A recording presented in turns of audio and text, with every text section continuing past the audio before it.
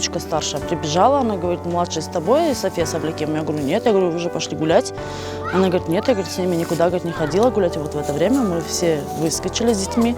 Смотрю, идут двое, ну, сын ее и дочка, получается, София.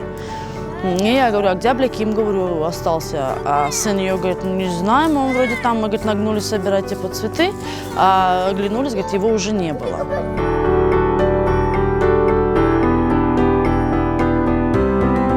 В 6 часов начали приезжать, все мы, уже темнело, ну, холод пошел уже, ну, холодно было, иней весь покрылся, ну, и переживать все сильно начали и искать. Ну, вот искали по всем лесам, по всем, вообще друг друга почти как за руки держась шли, ну, уже ночь. Я была дома, смотрела младшую кадяшку Софие, читала дуа, что Аблякима пораньше нашли.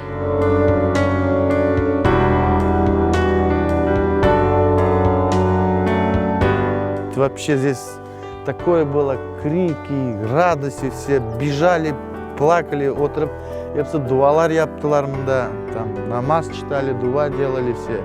Ну, реально здесь, радовались люди очень сильно, как будто в натуре не я потерялся, они своего как будто сына нашли, понимаете.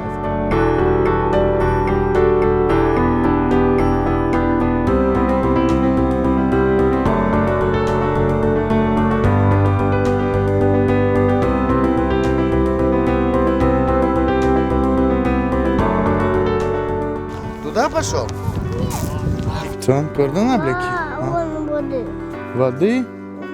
Ты видел эту воду?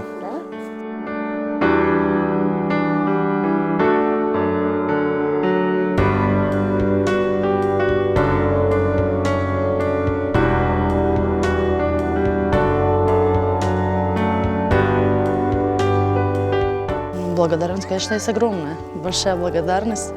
Çok sağ olsunlar kelgenleri.